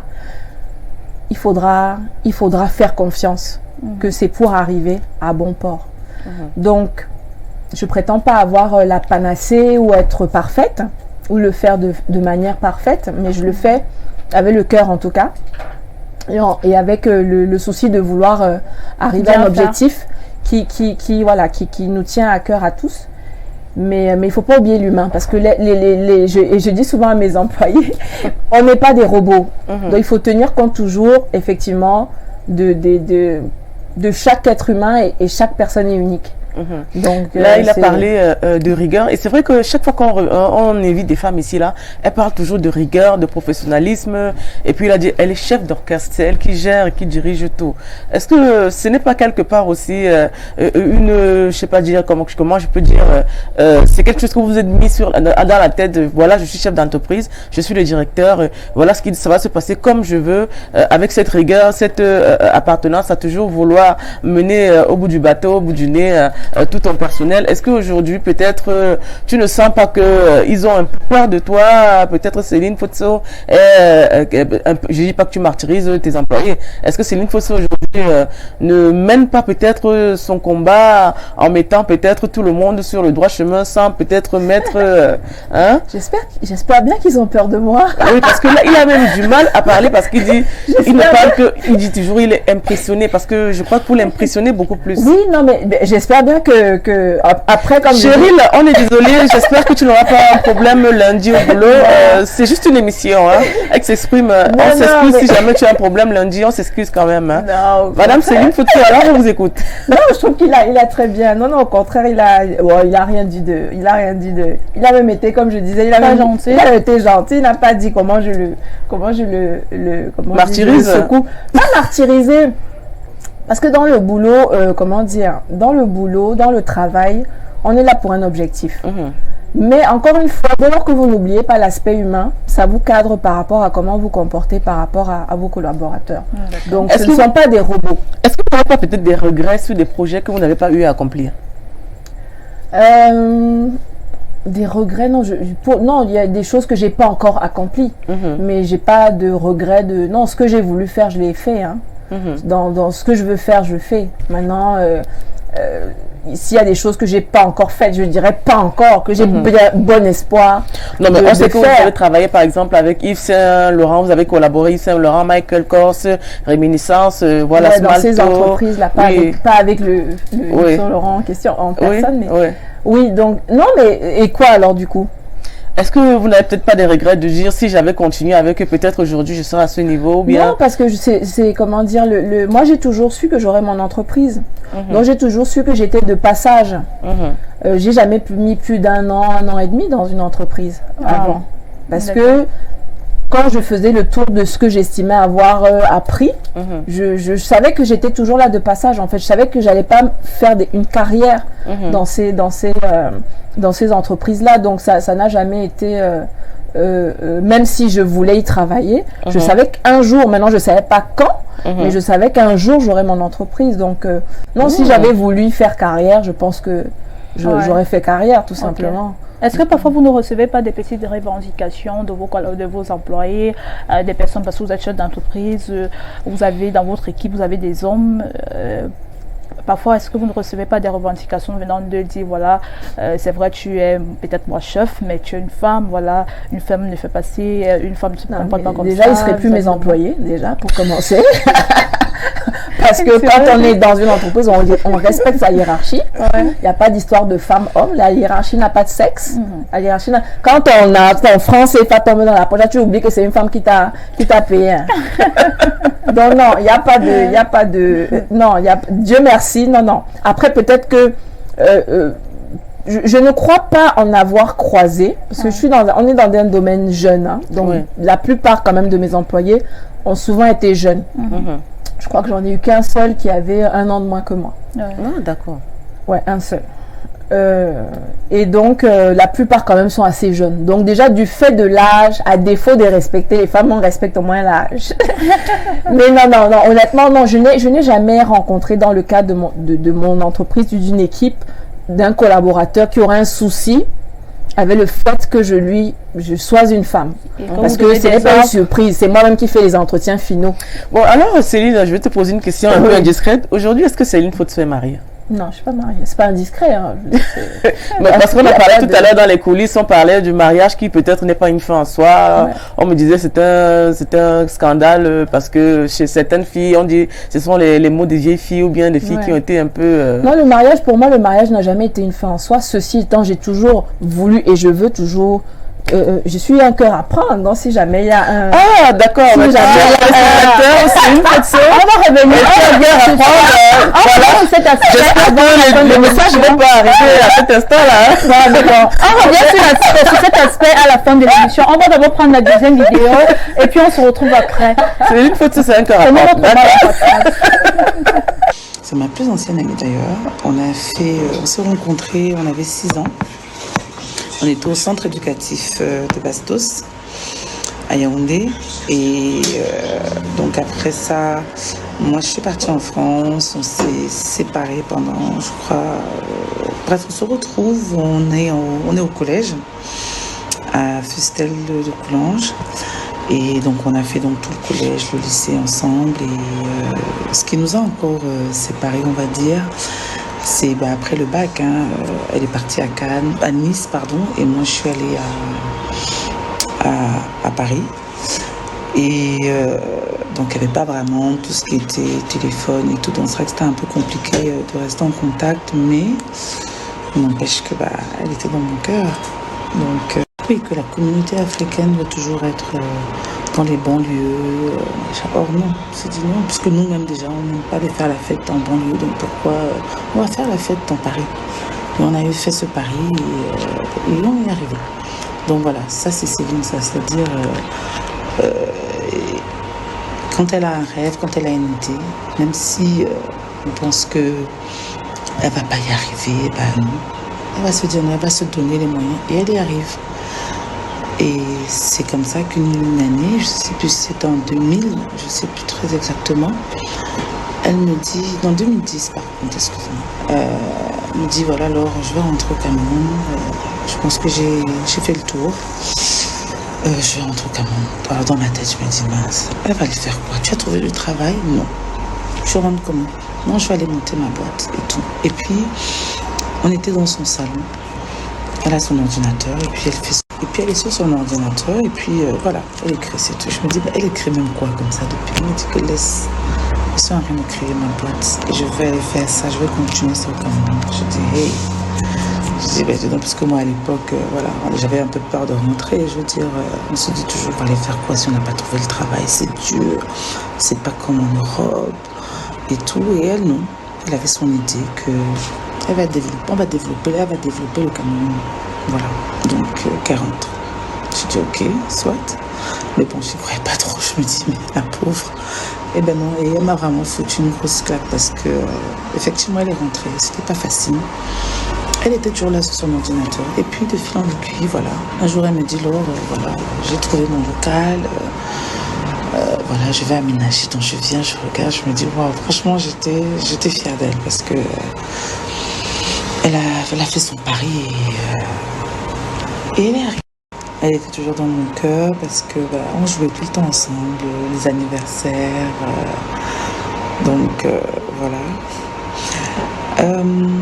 Alors, ce qui caractérise Céline, c'est sa persévérance et c'est quelqu'un qui, déjà même quand on était petit, c'était toujours voilà, la lame du leader.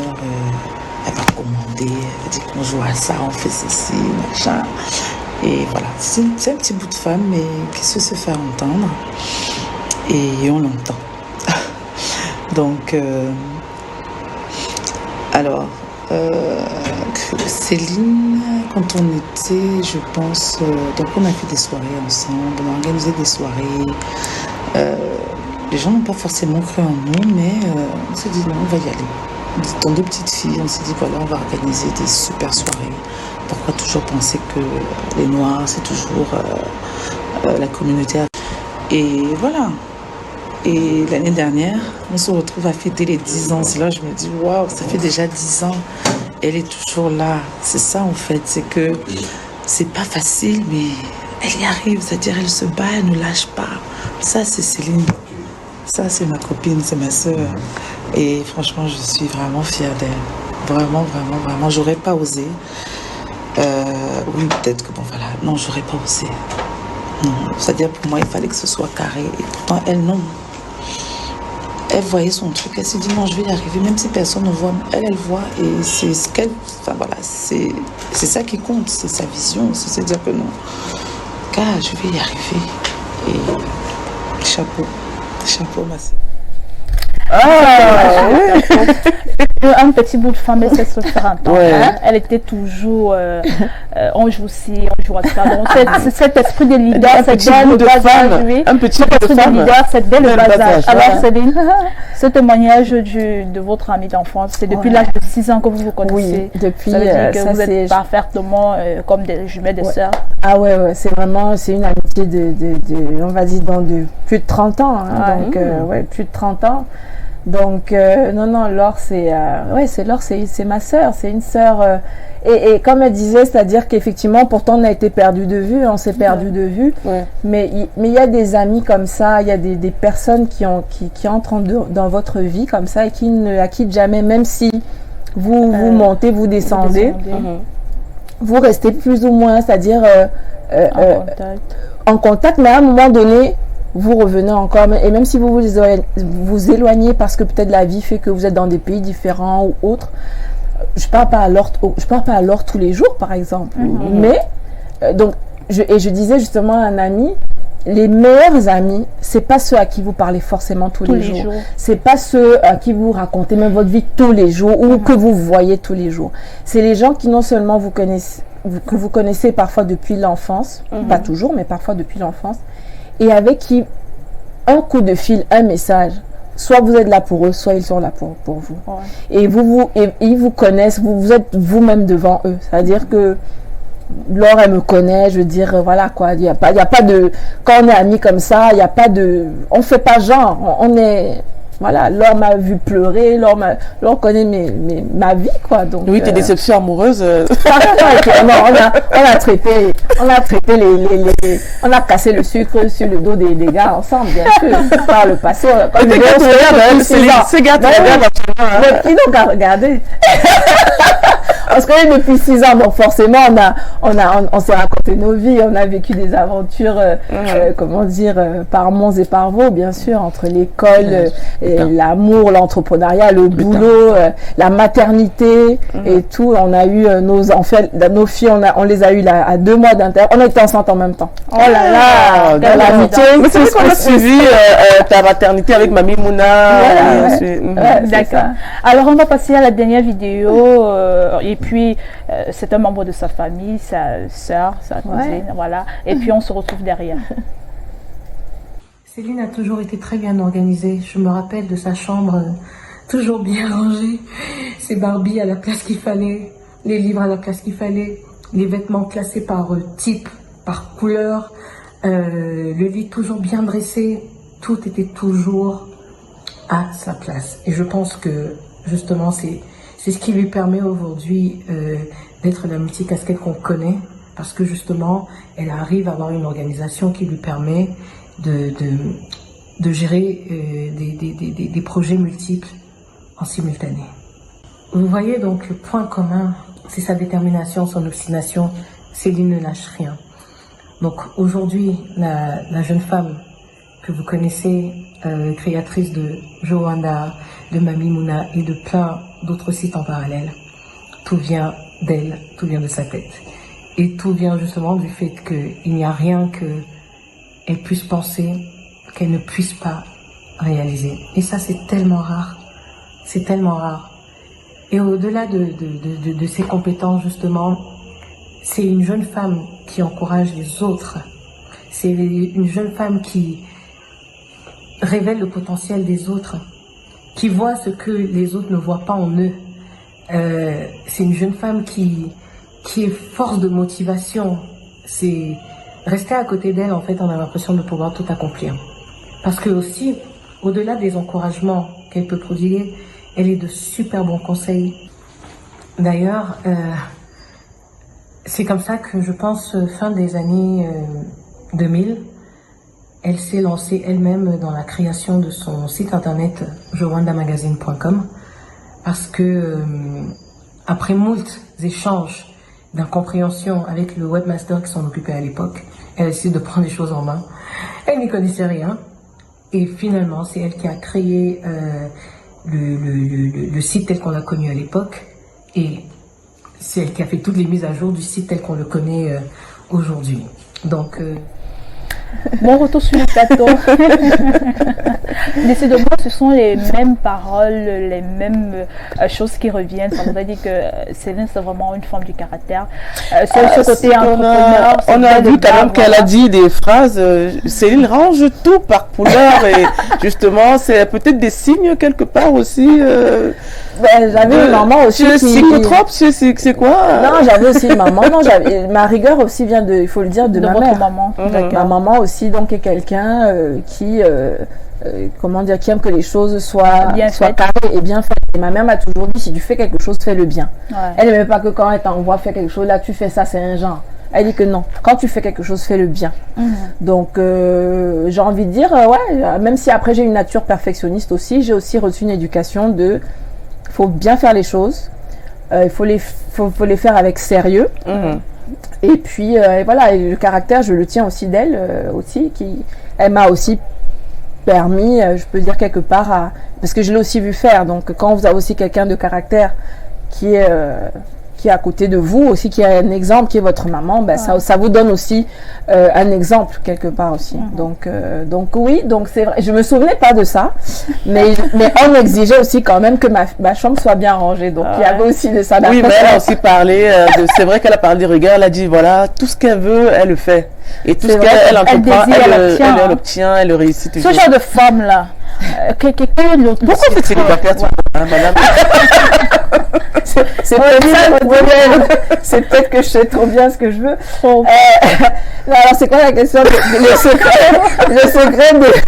secret justement de vouloir toujours tout faire et de réussir. C'est pas que je veux tout faire. Ouais, et réussir. Mais c'est vrai que franchement, je peux dire que j'arrive à faire ce que je veux. Ouais. Ça veut pas dire que c'est facile. Quand je dis faire ce que je veux, c'est pas que non, c'est pour dire qu'en fait ce que à un moment donné, ce que je décide de faire, lorsque je décide de m'engager, parce que par contre, très tôt, j'ai vu aussi que j'étais du genre, j'avais beaucoup d'idées. Je me suis rendu compte très tôt, à mes 19-20 ans, que j'avais beaucoup d'idées, et je me suis dit très tôt qu'il fallait que je les canalise. Donc en fait, je ne matérialise pas toutes mes idées, mais lorsque je décide de m'engager dans une idée ou dans une voie, je vais jusqu'au bout. Même si ça n'aboutit pas là où je veux, mais au moins je vais jusqu'au bout. Donc en fait, et au fond, qu'est-ce que réussir? Réussir, c'est de ne pas abandonner. Au fond, c'est ça, c'est quand vous réussissez à quelque chose, c'est que vous n'avez pas lâché. Donc en fait, comme il dit, je lâche rien en fait. Voilà. Est-ce que cet esprit de perfection là, vous avez réussi peut-être à inculquer ça aux gens qui sont autour de vous? Mais je cherche pas là. Bon, comment expliquer? Je suis un peu. Vous êtes quand même perfectionniste de nature. En fait, oui, mais pas parce que je cherche à être parfaite. Il faut bien faire la nuance, parce que je suis la plus grande imparfaite et je l'assume totalement. Donc je suis, voilà, moi quand j'ai envie de me coucher, de rien faire, je fais rien. Donc il faut bien qu'on se dise que ce n'est pas que je suis là, non. C'est que quand je fais les choses, j'essaie de les faire bien. Ça ne veut pas dire que je suis parfaite, mais je cherche à les faire très bien. Je sais que la perfection n'existe pas, mais j'essaie de pousser jusqu'au maximum de ce que je puisse faire de bien. Et si on ne se pousse pas, bah, on peut faire, oui, on va faire bien, peut-être à un niveau, mais peut-être qu'on peut faire mieux. On peut faire mieux.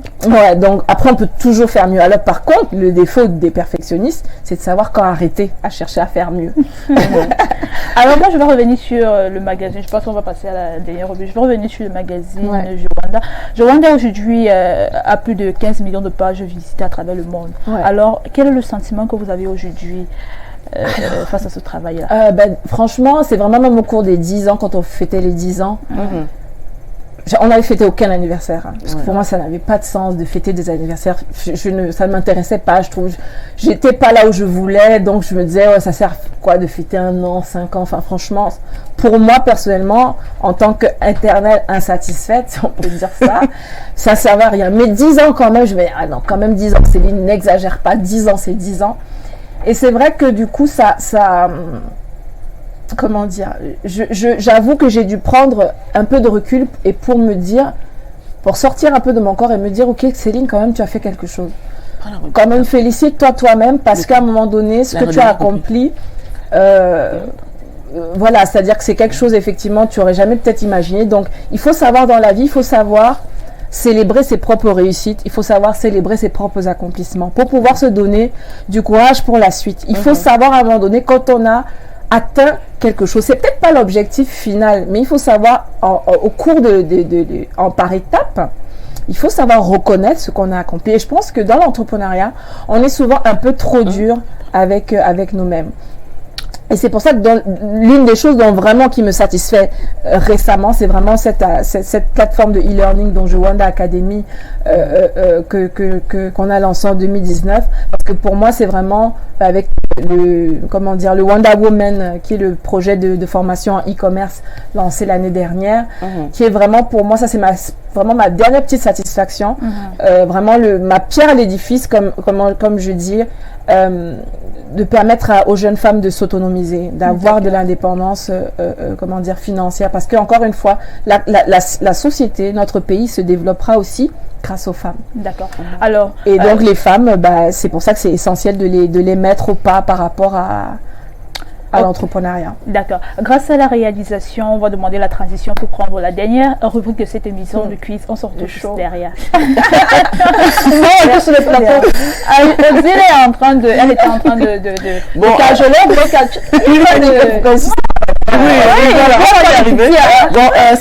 En tant que femme leader d'opinion, aujourd'hui on parle de vaccination contre le Covid, aujourd'hui on parle de Covid. Quel est le conseil, quel est le regard premièrement que vous portez face à la vaccination? Et aujourd'hui les Camerounais sont un peu réticents face à cette vaccination. Quel est le message que vous leur passez aussi? Et est-ce que vous êtes vacciné? Non, moi je suis pas vaccinée. Oui. J'ai pas encore d'opinion arrêtée, pour être honnête.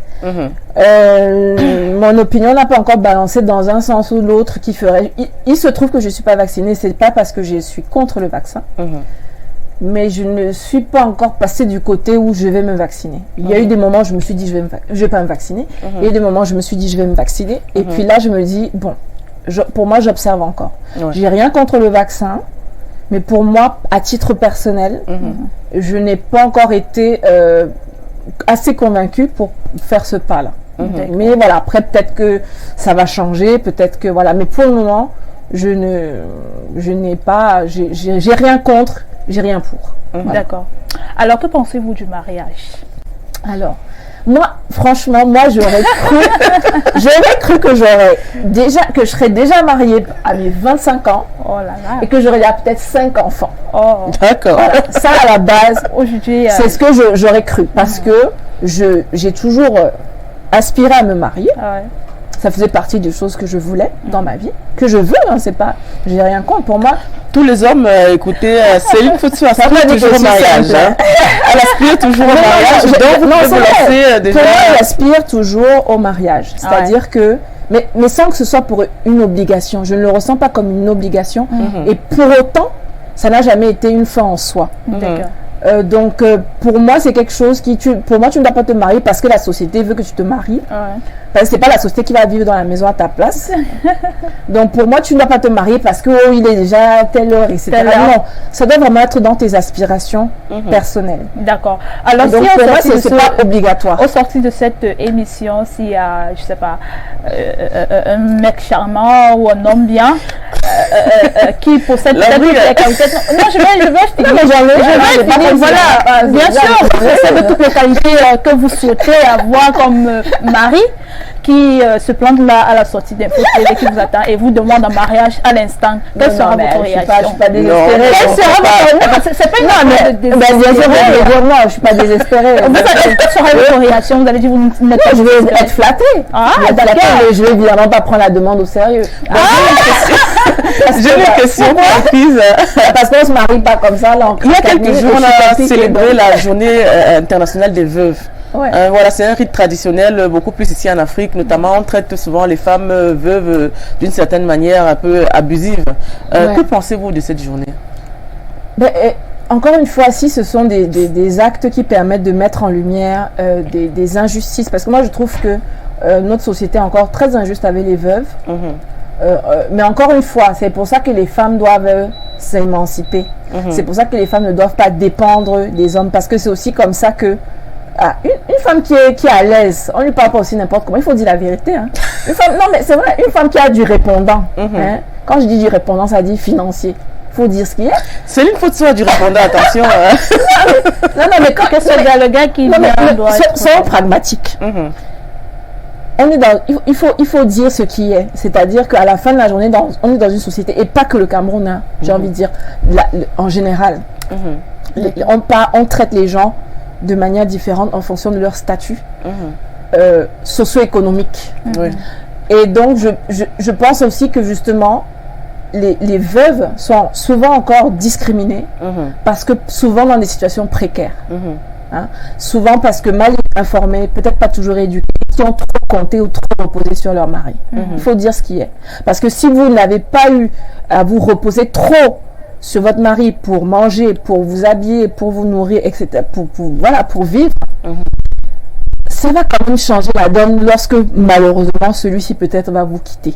Déjà, vous n'allez pas être en proie et comment dire, victime de gens qui vont abuser de vous, déjà. Ok. Alors, est-ce que vous ne pensez pas que c'est peut-être l'attitude de la jeune femme aujourd'hui qui est à l'origine, qui est la cause, qui est à l'origine qu'on n'assiste plus la jeune femme camerounaise ne se marie plus à temps comme elle le souhaite à l'heure qu'elle souhaite au Cameroun? Pourquoi c'est le problème là? Il faut arrêter de condamner les femmes. On condamne trop les femmes dans son film. Il faut arrêter de condamner. Tous c'est les femmes. Tous les problèmes de la terre, c'est les femmes. Mais pourquoi on ne dit pas que c'est les jeunes hommes? Pourquoi on ne dit pas que c'est les jeunes hommes qui ne reconnaissent pas leurs enfants? Pourquoi on ne dit pas que c'est les jeunes hommes qui ne prennent pas, on dit le chef de famille, mais qui ne sont pas responsables de leur foyer? Pourquoi on dit seulement c'est la jeune fille? Qui abandonne plus un foyer, un homme ou une femme? Donc pourquoi on stigmatise la jeune fille? Pourquoi c'est la jeune femme? Pourquoi c'est pas l'homme? Peut-être que la femme est comme elle est aujourd'hui en réponse aux attitudes et aux actes posés par les hommes. Ben oui, il faut dire ce qui est. Donc, et je vais dire, il faut reformater la disquette aussi bien des jeunes filles, des jeunes femmes, mais que des jeunes hommes. Parce que mes gars, les femmes qui font les générations des femmes qui sont en train de là, vous allez avoir du mal. Ah bah oui, vous allez avoir beaucoup de mal. Donc mettez-vous à jour. Mettez-vous, reformatez la disquette. Parce que la disquette là a changé. Donc non mais c'est vrai, blague à part, il faut éduquer les jeunes hommes aujourd'hui à ne pas se sentir menacés par la réussite d'une femme. Parce que ça n'a rien à voir avec l'amour. La réussite d'une femme n'implique pas que ça ne va pas donner dans le mariage ou que ça ne va pas donner dans le couple. C'est deux choses qui plus ou moins n'ont rien, je dis plus ou moins n'ont rien à voir. Donc il faut qu'on éduque aussi les jeunes hommes à recevoir des femmes à succès, à accompagner aussi leurs compagnes. Et encore que ça vient aussi, parce que même les gars de maintenant, ils trient aussi les femmes. Hein. Ah bah oui. Même les gars de maintenant, ils veulent aussi des jeunes femmes dynamiques. Alors, pas pour se reposer sur les lauriers, mais pour construire ensemble. Et je pense que quand, en tant que société, on aura atteint un stade où les jeunes hommes vont aussi voir les femmes comme des partenaires, comme des coéquipières avec lesquelles ils vont plutôt construire ensemble, je crois que déjà, on va un peu mieux s'équilibrer. Donc, le problème n'est pas la jeune fille, le problème est sociétal. Et comment les hommes et les femmes se placent dans la société. Chacun a sa place, chacun son rôle. Et ils ne sont pas forcément interchangeables, mais que chacun accepte l'autre dans sa différence et dans ce qu'il peut apporter dans la société en tant qu'individu avant tout. D'accord. Alors Céline, quels sont tes projets pour sortir de cette émission? Quels sont tes projets au sortir d'ici? Qu'est-ce que tu nous prépares en tant que femme entrepreneur? Quels sont tes projets? Alors moi, je suis toujours sur toujours 2-3 trucs. Dans l'une des dernières entreprises que j'ai lancées, c'est Yadje Beauty. Quand vous regardez, vous voyez cette jolie tignasse ne m'appartient pas. Ah d'accord. C'est une perruque. Ah d'accord. Voilà, donc je me suis lancée moi aussi. J'ai vu que les perruques, ça marchait aussi, non? Donc voilà, donc je me suis aussi dit, au-delà de ça, non, mais c'est vrai qu'au-delà de ça, c'est des perruques afro, en fait. C'est des perruques à l'allure afro, parce que j'ai un afro, moi j'ai mes cheveux naturels, je suis une nappie, comme on dit. Et en fait, c'est vrai que même à titre personnel, des fois, il y a des fois que tu as envie d'avoir tes nattes, tu as envie d'avoir tes cheveux au calme. Et c'est vrai que d'avoir une perruque, ça te dépanne aussi bien. Sauf que j'avais pas envie de longs cheveux raides comme ça. C'est parce que j'avais envie d'avoir mon look de nappy en fait. Donc c'est vrai que d'avoir une perruque afro, ça me convient bien. Et donc c'est pour ça que j'ai eu l'idée de lancer Yadje Beauty, et qui va avoir un lancement officiel en juillet. Mais déjà les filles vraiment elles ont adoré. Vraiment elles ont, comment dire, et au départ c'est vrai que je me suis adressée d'abord aux filles qui ont des cheveux effectivement crépus et qui veulent bien tricher, parce que nous aussi on peut un peu tricher. On peut un peu tricher. Donc c'est un peu ce sur quoi je suis actuellement. Ces derniers temps, c'est-à-dire sur cette entreprise finalement qui est un tout nouveau secteur, parce que je me suis toujours intéressée à la beauté. D'accord. Même avant l'entrepreneuriat en tant que tel, j'étais très intéressée par la beauté. Donc, mais je replonge dedans et maintenant d'un point de vue entrepreneurial. Donc, c'est très excitant pour moi. Ça me permet un renouvellement parce que j'aime bien ce qui change. Donc, à titre personnel, c'est vrai qu'en tant qu'entrepreneur, ça me fait un nouveau challenge. Donc, on verra ce que ça donnera. Mais voilà. Alors, également, un dernier message pour les jeunes femmes qui nous regardent, pour toutes les femmes en fait qui nous regardent ce jour, qui veulent se lancer dans l'entrepreneuriat, pour terminer. Alors déjà, je le dis toujours, ne pas se mettre de limites parce que les limites, elles viendront de facto parce que c'est comme ça. Tout le monde a des limites. Quand je dis des limites, c'est-à-dire les embûches de l'entrepreneuriat. Donc, il faut effectivement ne pas se mettre des limites et encore moins des limites sur votre genre. C'est-à-dire vous dire que parce que je suis une femme, je peux pas faire ci, je peux pas faire ça. Ça, c'est d'abord la première limite à éradiquer de votre esprit. Il n'y a rien que vous ne puissiez pas faire parce que vous êtes une femme. Vous ne pourrez peut-être pas tout faire, certes, mais pas parce que vous êtes une femme. Peut-être parce que vous n'aurez pas la compétence, peut-être parce que vous ne serez pas doué, peut-être, mais pas parce que vous êtes une femme. Donc vraiment, qu'on ne vous dise pas que parce que vous êtes une femme, vous ne devez, même parce qu'il y a aussi, on vous dit, mais vous ne devez pas, non. Que vous êtes une femme, vous ne pouvez pas faire ci, vous ne devez pas faire ça, non. Chaque être humain ici a droit à son bonheur, a droit à être heureux, aussi bien les hommes que les femmes. Donc faites vraiment ce qui vous épanouit. Cherchez avant. La vie c'est un tour. Hein. La vie c'est un tour et vraiment il ne faut pas avoir de regrets.